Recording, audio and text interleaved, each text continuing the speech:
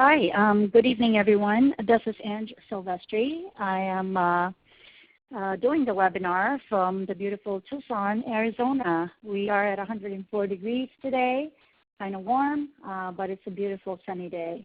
I take this opportunity, and I do appreciate your time for engaging with us with my first webinar with the National Concierge Association.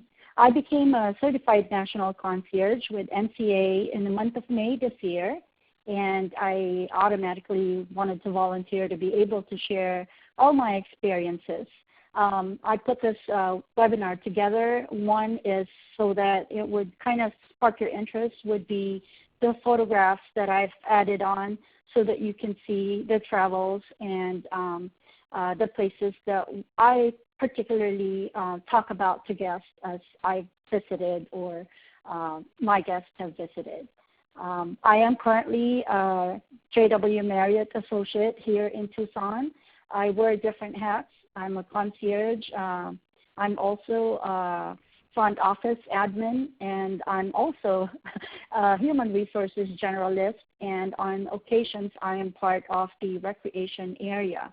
I recently was the mother goose during Easter. So as you know, working for resorts kind of give you an opportunity to engage with guests in different levels. My background in the past, I have owned a travel agency, brick and mortar store, and of course with the technology, with the internet coming into play, everything is now online, so it continues to run by itself, and I'm able to engage in another venture working with a beautiful company. I am here to talk to you a little bit about the International Business and Travel Etiquette. Pat, I'm not sure if I can do the changes if you're going to do it. Nope, I will do them. You just let me know when you want to. Fantastic. Okay. I'll kind of so this presentation will give you a source on how exceptionally engage as hospitality professionals with global and multicultural travelers. If you were to think of etiquette, we all know that it is defined as a protocol, a manner, a decorum, a customary code for polite behavior in society and among your peers and in your profession or group. However, my focus is more on the cultural diversity. Right now, if you were to look at the new technology, next page please, we are actually sorry. Sorry. Sorry about that. We literally have the world on our fingertips. I'm an old school, and so, you know, you'd pull out a paper to find out what the events are for the season. You know, you watch the news and everything. But right now, it is amazing that we have literally the world on our fingertips. As long as you have a web access, you're able to research, and you know, if you haven't even visited a place, you're able to see it. It is so wonderful. You can also learn about doing business with international travelers on how, number one, culture influences the travels. It prevents cultural mishaps, you know. Going back to the old ways, are we supposed to shake a hand or are we supposed to bow? I guess the reason in a hotel lobby you kind of are engaging more, going out there rather than just standing behind your podium, is that the guest or the, you know, if you're not in a hotel, if you're in a setup per se, whether it's a restaurant or whether it's an adventure, you engage more. You become face-to-face rather than being a window in between. I hope, you know, this is one thing that I'd like to share in this webinar, is for us to be at a comfort level that it's not just about etiquette, but basically engaging and being culturally diverse and understanding. Next page, Pat, please. Not all travelers prepare for their destination. We all know that. I lived in Hawaii, and I've lived in California most of my life, and now I'm in Arizona. And I've traveled Asia as well. I've lived in Tokyo and Chiba-ken. And in the old days, before you move to a new area, you kind of borrow a book from the library. You read through what are you supposed to do. Or if it's your first time to travel Europe, you look at the books. You kind of find out what am I supposed to bring, what am I supposed to do. That is excellent. You kind of prepare yourself for a destination. However, some of our visitors in our cities, wherever you are, I think right now I heard that we have some folks from Michigan and some in Arizona on the line. And so coming from a different area, one weather-wise, we need to inform our guests who are arriving whether they're here for leisure or business. If they have not looked and see what the temperature is or whatever, we provide that. We call it more on preparing our guests for their destinations rather than them trying to research all of it. So where I've been situated, whether it's at the Kauai Marriott or the Sonoran area, I always had a pre-arrival letter that were sort of a prepped handout that I could email more on a PDF format to anybody arriving in the city so that they would have links to whatever it is that they're wanting to do, whether it's for business or for pleasure. There are certain reasons why somebody comes to our location.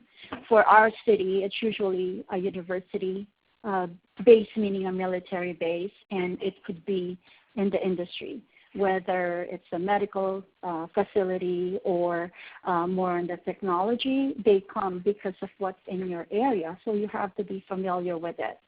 Another point that you have to remember is your points of interest. What brings them to your area? For us, it's always the national park. It's always the caverns. So in your particular region, wherever you are, you have to be able to kind of get a feeling that it's just your first time arriving if you are not native to your region. And then you also think, what are the popular destinations? What are the signature events that are in our location? So knowing your own place to begin with kind of gives you that confidence that you can provide the guests information about their business, travel, or their leisure travel. And at the same time, one main reason why people travel now to our area is the culinary sense of it. Our area is a gastronomy area. So that's something that I always continue to research. What's opening right now? What closed? What is the new thing that's happening, whether it's a street food or whether it's a new restaurant. You have to continuously engage. You have to keep trying things. And I know that may be difficult for us who have a full-time job and are not literally sitting in an actual resort or a hotel, but possibly having just a service that, you either do travel or adventure researches or transportation, depending on what type. It's good to always engage with an association like what we have, which is the National Concierge. It is our goal to be globally competent and skilled to engage with our diverse guests. It all goes back to learning. It is about researching, number one, your area, and then outside of your area, including the global. Next page, please. Learn to teach or share. That is an attitude that somebody has to have in our industry. So we start with our city, our home state first, and then we look at the North American region. For the 4 seasons, where would I send a guest to? If it's about fall colors, I don't think I should, invite them to come to the desert region. And if it's snowing, I don't think I would invite them to, to be in a certain area wherein they prefer to be out of a snow region. So things like that. One is the season that you have to be familiar, and at the same time is the major events not becomes for the national rather than just in your area.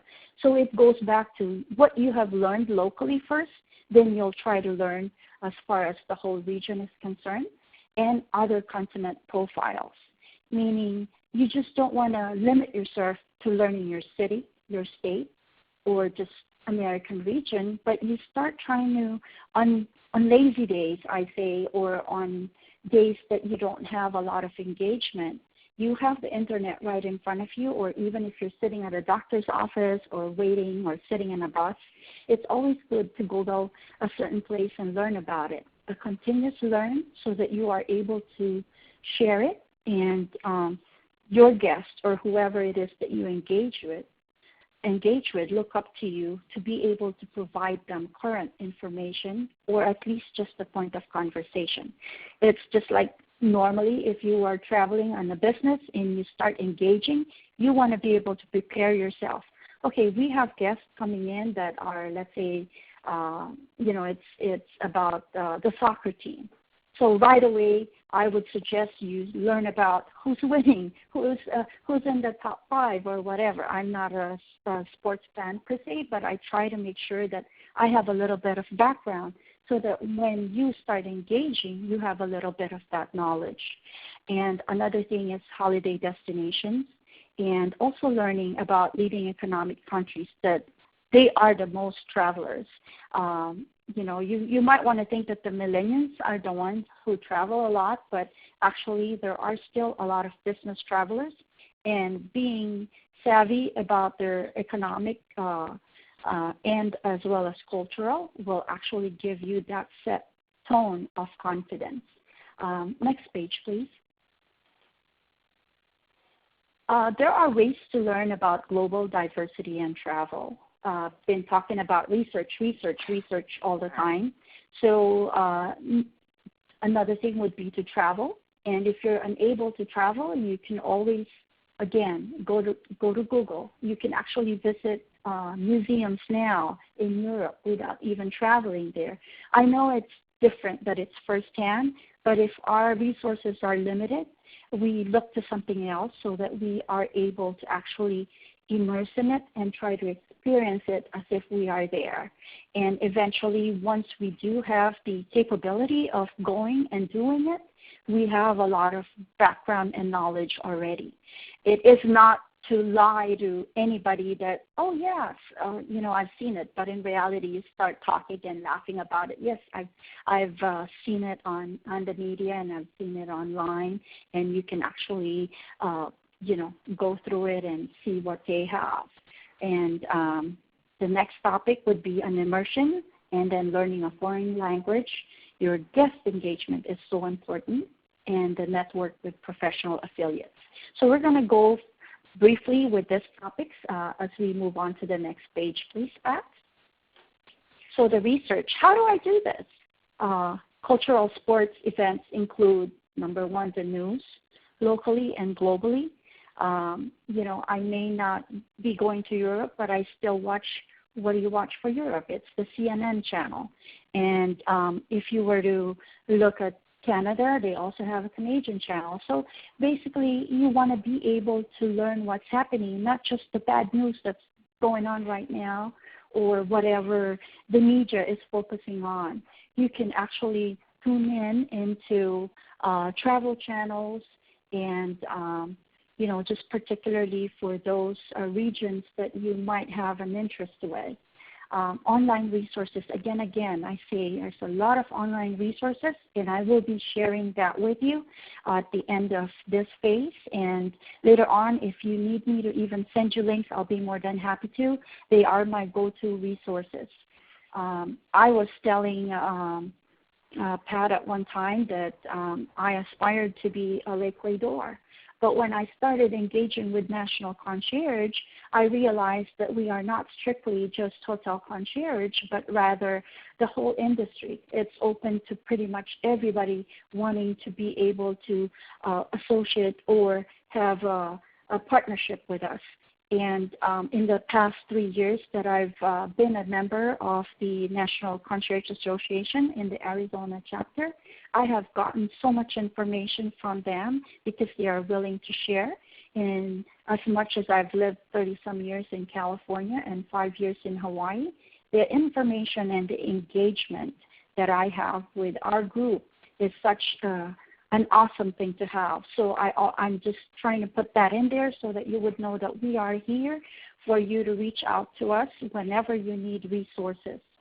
Another thing I'm really big on is social media.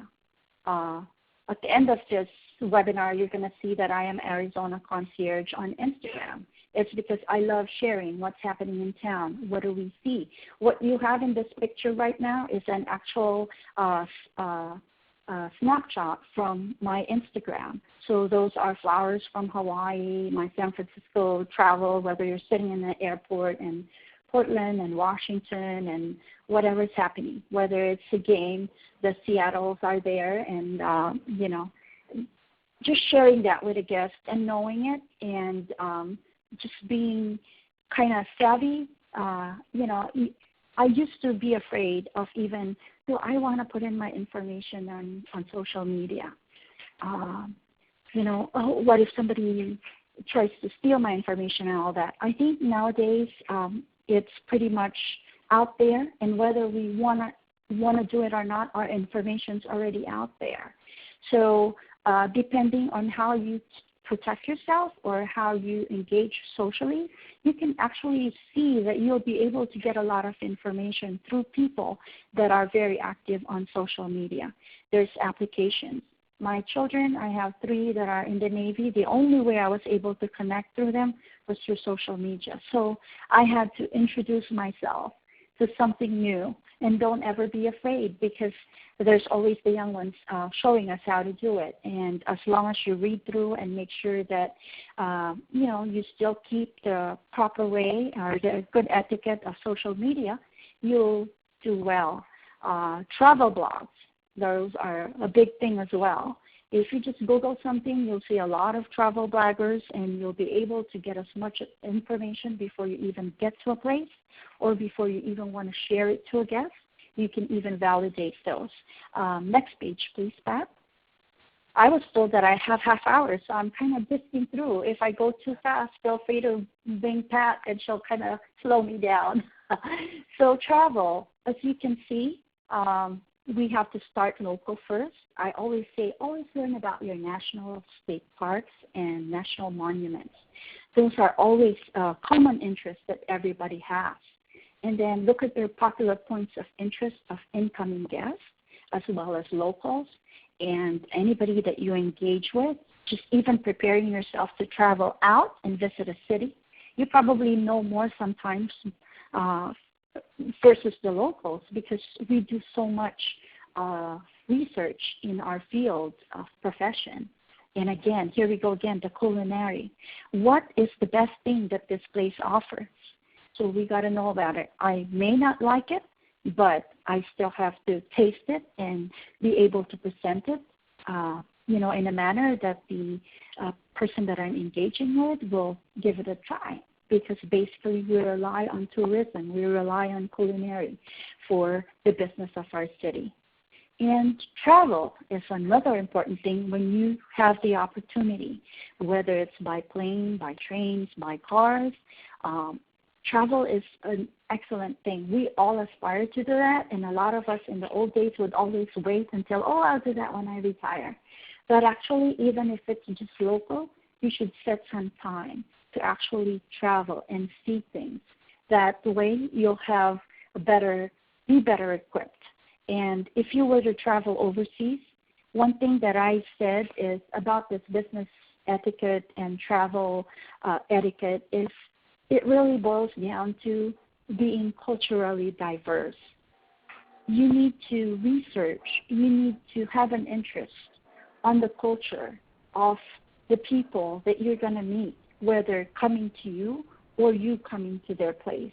That's the very, very main thing about business travel and etiquette. I don't have to show you. We all have that. We've been taught by parents. But then everything's changing now. We have to watch what we say. Today, my boss told me, Ange, is it offensive if I say this? Well, according to my children, it is. But if you were to tell me, I take no offense. But at the same time, we have to be very careful. We have to be savvy about it. If we haven't been in school for the last 10 years, everything has totally changed now. So please take it upon yourself to continue to learn, to teach and share. So we're in a new generation. What we know as far as business etiquettes and travel etiquettes may have changed drastically. And so it is up to us to be able to prepare ourselves. And that is what I'm telling you right now is the research, the travel. And the next page, Pat, as I travel along with this explanation that I'm doing, immersion is the main thing. You have to ask yourself, I've lived in this city, let's say 2 years, 5 years, 10 years. Have I immersed culturally, that is? So half of my town may be natives and half are visitors. Am I always part of the visitor side, meaning trying always something new, going to fancy restaurants? Have I taken time to see what is local, what do the natives do? Right now, it is going to be harvest season for us for the saguaro blooms. So I need to know when that date is. I need to be able to share it to somebody asking me because I have to own it. I need to be able to tell them what it tastes like. So immersing yourself in the culture, in the events, in the activities, whether it's indoor, it's outdoor, gives you a sense of being confident enough that you will be able to provide our traveler, or whether it's business or leisure, the enough information for them to be able to be at a comfort level that we know what we're sharing with them. Popular destinations again and again, and popular events and entertainment. I've lived in California for 30-some years. I've only seen the Eagles and Elton John once. But once I moved to the desert, I've seen 10 concerts last year that I would be in line for tickets or probably paying double in a big city. So that's something that I can easily converse with and say, hey, you're going to be here for a couple of weeks or you're arriving. Let me tell you, let's say, who did I see lately? James Taylor is going to be in town. So knowing that information kind of gives you a sense, again, of being able to share because you're immersed in it. And always try culinary changes. Gluten-free. I was stretching myself when it was something new. So, that's something that we have to continuously teach ourselves. What does it mean being gluten-free out there or being vegan? So I know we know the concept of it, but we have to learn a little bit more about it so that when our guests say, I am vegan, so don't be offering them anything else that they will find offensive because they already told you, I only eat gluten-free. So we need to respect that, know about it, so that it gives us a better sense of engaging. Foreign language. I'm not saying learn a language, but I need to immerse myself. When I was in Hawaii, I talk like a local now because I think I still have the accent just because in order for them to understand you, you can't speak the way that you know, but more on speaking how your guests will understand you. So if you can already see that you have a British or an Asian in front of you and they have a different type of accent, or even if they're speaking English, it's more on either slow or, call it something else. But if we respect that and start engaging with them in their own pace, I think that is excellent. I try to learn a second language. I've learned Spanish for like 6 years, but the Spanish in a certain region is not the same in another region. I know the slang of California, but when I got to Tucson, people are speaking differently, and I see, is that Sonoran or something? You know what I mean? So it is Spanish, but they're using a different kind of slang languages. So we have to be careful because one word might be different meaning to someone else. And key phrases are your savior right there, the time of day greeting. At Marriott, we're always asked to always use the time and day, and I think Ben would agree. I welcome you, Ben, and I'm glad that you've joined us because later on you'll probably be able to put in some more to what I'm saying. It's best to say good morning, good afternoon, or good evening rather than just saying hi, because you have to remember the travelers sometimes are in a different time zone, so that kind of helps them. So reading them in a time of day really helps. It may not help, you know, you don't see it as a big thing, but for a traveler, oh my God, it's afternoon already, you know, and you always have to cross-check yourself because you might be using the wrong time of day. And always asking, how may I assist you? And the gracious thank you and gracious goodbye, in knowing it in a second language would be fantastic and a good practice for you. So, you know, saying tenga buen dia, you know, sayonara or something, but you just don't speak a second language to somebody who's looking different. You have to have established a trust and rapport already. And, you know, you would politely ask, good evening, Mr. Cho. May I please ask where you're traveling from? You know, and they'll tell you, Colombia or something, and you automatically would think because they have an Asian last name that they're from Asia, and they're not. So that's something that we need to keep cross-checking. Next slide, please, Pat. Guest engagement. Here we go. What an exciting day to have a guest engagement. You have to love your job to be in this industry, whether you're a hotelier, whether you're in transportation, whether you're in the medical field. It's all about guest engagement.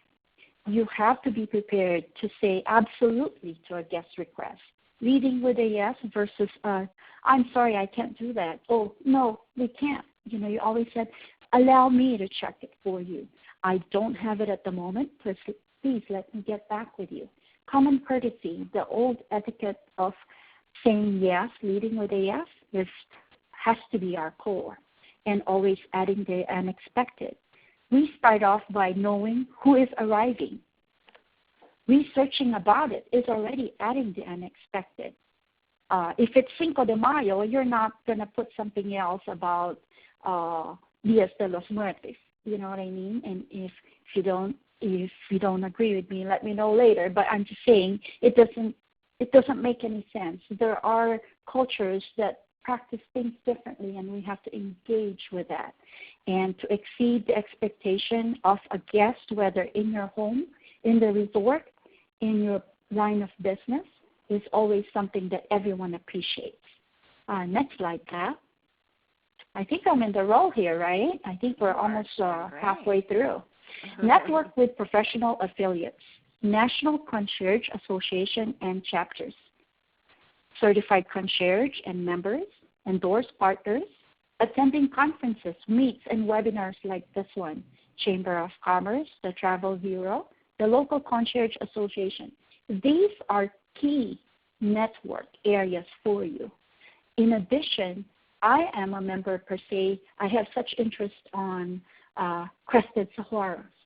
So I'm a national park volunteer, but I also joined the Crested Saguaros Society just because I want to learn so much from it. And I become gang-ho trying to share it whenever I have somebody talking about it because I know it so much that I'm like, oh, you know, so excited. But then again, I'm talking right now, it's because it is a webinar. But when we are in front of a guest, whether for travel, for business, or for our home, we sit tight and listen first rather than doing all the talking and talking, which I am doing right now because I have to do a flow on this webinar. Next page, please. Prepare yourself. As the traveler arriving for the first time at your local destination or your home base. So you have to think of that person arriving. Okay, so they told me they'll arrive on the 20th today. Okay, so why don't I send them an email welcoming them? So listening to what the guest told you to begin with. Are they arriving for travel or are they arriving for business? Are they alone? Are they with a group? Are they with family? So using your listening skills will kind of help you prepare as if you were the traveler. What do you need for somebody who's traveling in? So you put yourself in their shoes and say, I'm arriving. What do I need? So that would allow you to prepare yourself. And then at the other end, as the travel professional, welcoming the global travelers who are visiting for the first time. So whether you are a tourist guide, whether you are going to be the driver, whether you're going to be the lobby attendant, whether you're going to be a concierge today, a server, or an attendant, you need to prepare yourself. Okay, so there's a group coming from Brazil. I think I owe it to them to know a little bit about Brazil. So just focus on learning so that you would not have the mishaps. You know, you might be bowing to somebody who doesn't bow, so, you know, sometimes we make fun of it, but it's something for you to make sure that you are conscious. Failing to prepare is failing to fail. Preparing to fail. What did I say? Failing to prepare is preparing to fail. I hope I got a smile or a laugh with that one. Be globally competent. This is the key to best international business and travel etiquette. So I think in remembering this failing to prepare is preparing to fail in my early young years in school, I think it's, is it George Washington? We can all agree about that later if this is his fault. But prepare yourself, be knowledgeable. We all know what etiquette is, but continue by reading. The last book I read was The Pocket Butler, and that is by Charles McPherson. It is a small book. It's good to carry around if you're sitting in a waiting room when there's no Wi-Fi. Just continue to read, continue to teach yourself so that you're able to share. Next slide, Pat. So, and by the way, that bear in that picture is a real bear. I traveled to Alaska, and I should be sharing about the photos, and I completely forgot. So this is Larry. He plays the flute. He is a Navajo native. We are very mindful about the culture in our area, and we share that with our guests. He does the sunrise ritual in the morning, and you should see once he plays the flute, the pheasants and birds start coming, and you know, it is really awesome to listen to. And those eggs down there, you say, are those Easter eggs? You know, you really need to look into things and start engaging with whoever's selling them because they're handmade and they're not just decorations. They'll give you a lot of background about it. Then that adds to what you know. It adds knowledge, and it adds not only to the history but the cultural sense of it. You need to be mindful as well of country conflicts and the cultural norms of the area that you're in and the cultural norms of the people who are arriving. Cultural understanding is the key. Do you bow or do you shake hands? We normally don't shake hands in our industry unless the guest hands their hand to us, and then, yes, we welcome the handshake. But depending on what line of work you're in or what does your employer allow you to do, do you give a business card or not? You have to do your research as to who are arriving, and are they supposed to engage with our culture? Are they going to immerse it? So asking permission or knowing it ahead of time, whether they have an associate or they have an assistant to check with so that you are well prepared. Where would you sit them? Where would you be sitting? So those are little things but very important. When to offer a particular cuisine or not. It's Ramadan. It just finished. You cannot offer them not even water. And if they're already telling you, I'm fasting, and politely you're saying, may I please get you a glass of water just because we're in the desert. We have to be mindful of that. Are we supposed to give a gift or not? We always want to wow a guest. We send amenities left and right. Is this something that we culturally accept? Do we leave a tip or not? You're not going to tell the guest, please leave a tip, you know, or you're going to have a jar sitting out there. No. You know, you need to know what your employer wants you to do. And at the same time, if you're traveling, you also need to know what is the norm. You can ask the front desk agent right away or a driver, I'm sorry, I'm new to the area. You know, do you mind if I ask you? But again, just Google it. How much is the common tip? And that would actually prevent you from being awkward. And just again and again, research. Next page, Pat. Thank you. Country profiles, which would include the weather. the local time, the cultural articles, the currency. A lot of travelers are very savvy now. As soon as they get to the airport, they exchange their bills already because they know how difficult it is to try to purchase something. No, hardly anybody uses traveler checks anymore. Everything's through a swiping card or, hitting a send to somebody. However, in hotels, it is always required that you put a deposit. It's amazing how some resorts won't take any cash at all. They want a credit card. So you need to be able to inform the guests when you send them to a hiking place. Parking is cash only. Please be prepared. They only take cash and trams, or they only take credit cards and no debit cards. You need to research ahead of time. And for the arriving guests, know where they're coming from. Where are they traveling from? Are they going to have big bulks of luggages as they come in? You need to know all of that ahead of time to prepare yourself. Usually, I create multicultural listings, ethnic amenities, and international items when I am a concierge. If there is an event happening, I try to get little things for kids to give to. Of course, July 4th is coming. Everybody's celebrating July 4th, but a lot of our guests who are not Americans may want to hold one of our flags. And as long as your company allows it, you think of something to wow and to make our guests happy, whether they're young adults, their children, or adult travelers. Just be mindful of it and be prepared. Next page, please. Here we go. Avoid politics and religion, but have the knowledge. We all know, don't make mention at all unless they make mention of it. And, we don't want to give their opinions. We politely, acknowledge. But if you start engaging in politics and religion, it becomes, it could be a disaster sometimes.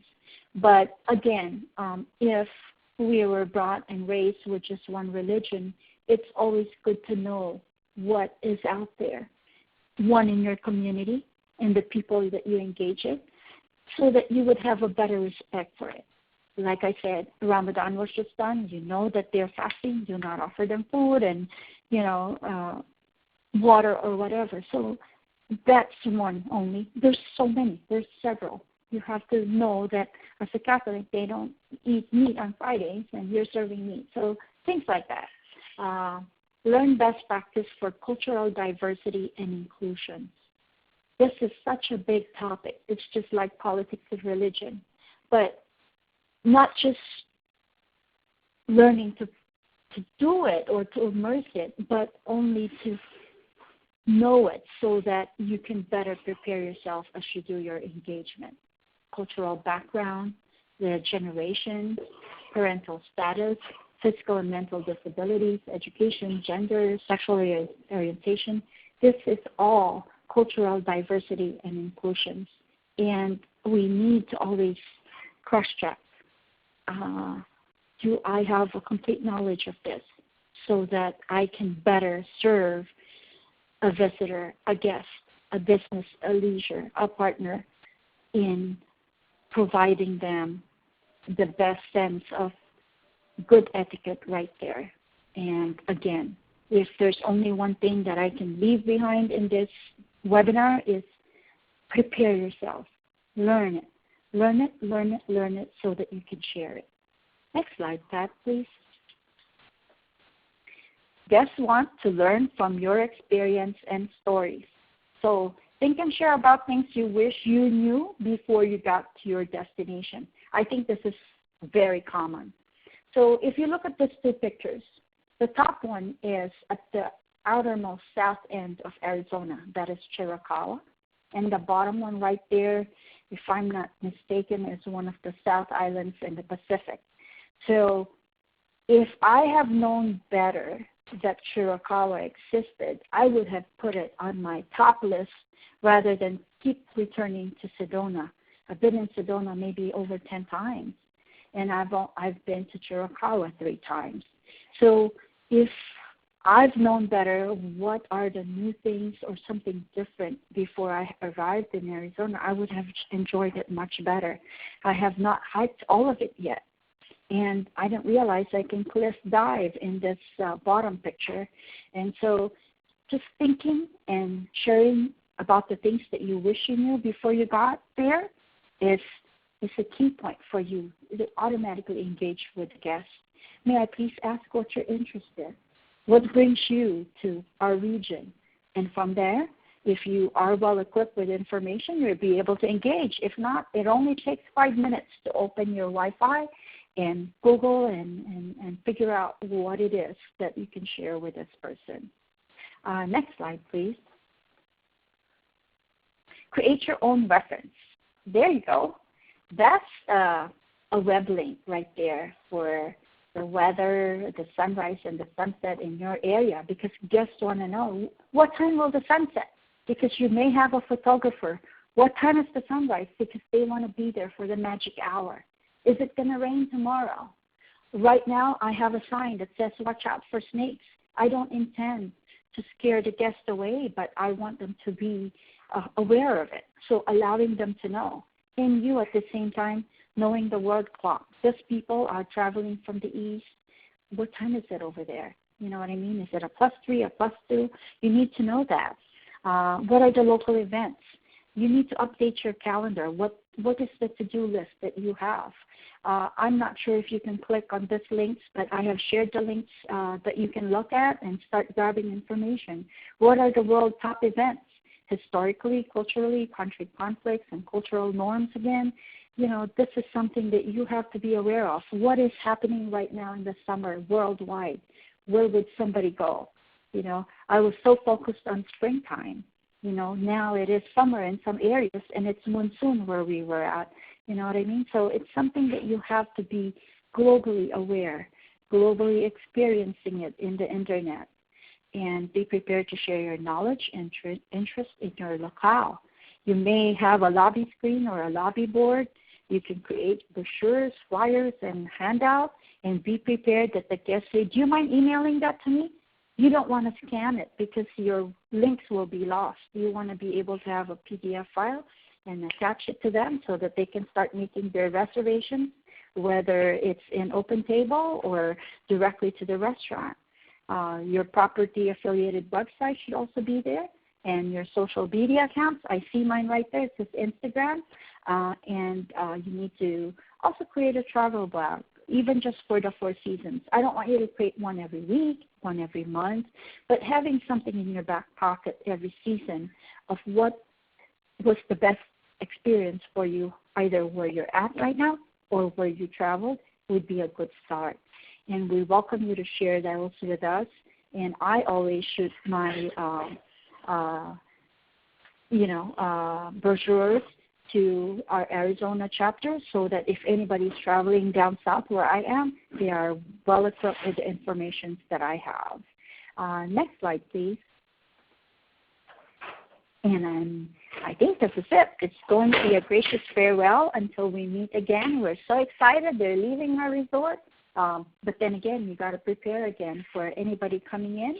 So being happy when they arrive and they leave, and knowing some certain languages by saying thank you, gracias, merci, mahalo, and just knowing how to pronounce it, because you are now at a comfort level because they started showing you, engaging with you, where they're coming from, danke sir, or however you pronounce pashiba. It gives you that tool to engage with the guests, and they will definitely remember it. This picture that I have on here is from the Mayflowers of a Hawaiian lei. We always have it during the first week of May. People create their leis and they put them in, display at our local areas. So if you've engaged with the guest and they wanted to try something from your region, I always give the gummy bears that are made of cactus. Find something that is warm and sincere that would allow you to engage and make a lasting impression to your guests, be it business, travelers, or your own personal guests at your home. Next page, Pat. if there is still any. Yeah, that's it. That's the end of it. Fantastic. So all right. I'd like I'm going to let me unmute everybody, and then that will open up questions. The conference has been unmuted. The conference has been unmuted. Can everybody Hello, hear everyone. I did all the talking, so I open it for you now to ask me and Pat if there's anything that we need to add, or if you have something to add to what I've discussed, and possible suggestions for any future webinars that Pat will put together or that you guys want to share with us. Feel free to do so. Any questions? Ange, the one Did question we that lose I have. you along the way? Yeah, really. The one question, could you say that book that you mentioned again? I didn't quite get that. Yes.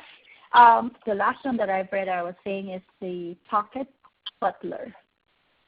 Pocket Butler, Butler, and it's by Charles McPherson. So, that's just the standard etiquette, and just to remind us, we all know what it is, but it's always good to kind of go through it once in a while because it's no longer formal where we're at, and it's always good to kind of look back and see, oh, yeah, I remember, Great. Thank you. I just didn't quite get it, so I just wanted to make sure. Anyone else have any questions for Ange? Does anybody want to share anything and agree that, about being culturally diverse would actually be the main key for us to be savvy business or leisure travelers to be able to practice good etiquette? Does anybody have any take on that? Or I'd love to hear and learn from you as well. Any experiences perhaps that you may want to share? This is Ben from the JW Marriott in Minneapolis, and I just wanted to Hi, say Ben. that how are you? Good, thank you. I just kind wanted of warm. to acknowledge, I'm sure. I just wanted to acknowledge how much I appreciate you saying to establish trust and build rapport with the guests, and my biggest takeaway is to never assume, because you're going to have to be prepared, because, like I said, as a concierge, every single day something new comes to you. And I would say you can never be too prepared because you don't know what's going to come to you. And as long as you can establish that trust and build rapport, they're going to have patience with you as long as you're able to find out what exactly they want. Does that make sense? So true. Yeah. Definitely. So I definitely appreciate how you enrich the experience by being prepared. Correct. Yes, I'm glad that you saw that and validated that is so true. I welcome other experiences that anybody can share that would kind of help us learn from each other. Thank you, Ben. And my pleasure. Thank you. Anyone else have anything you want to share? So if anybody wants to reach out, I'm not sure if the actual links were popping out, but I have a listing of culinary that I share with the guests. One would be casual elegant and casual dining. And then I have another one which is for more of fast eat, because you have to know that there's two types of travelers, one who are fancy and one who are on the go all the time. So breaking those two listings would allow you to have a talking point to begin with. Are you here in business, or are you looking for a casual elegant place, or are you more on wanting to experience the culinary region? So having two separate listings. And again, always having a disclaimer there that, we are fortunate enough with our company that they provide us those, but, you don't want to just endorse a restaurant, although they keep giving you free tickets to try them. You have to be able to be, again, in the other side. Will you want your guests to experience this? Will you want your friends or family arriving to experience this? In addition, to-do list or points of interest. To-do would include both outdoors and indoors. And then the points of interest will be, what does your region provide? Are there events? And are there important places to see? A must. You should have at least a first 5 list that somebody has to try or somebody has to go to. And that would make your life easier, having those in your back pocket all the time. And for me as a concierge, if they say, I need to pick up some stuff, automatically we always refer our own outlets first, but then you should have a listing ready to hand out with the website, with the address, phone number, and a link as well for Google Maps. That is a big thing that would save your life. Any other, do we have any questions at all, or does anybody have any suggestions as perhaps how we would, move forward with other future webinars per se, or topics that we want to cover in the future? Everybody's so quiet. I think everybody's having dinner or something. Silent crowd tonight. Yes, it is. Well, if nobody has any questions, I do appreciate you and your time.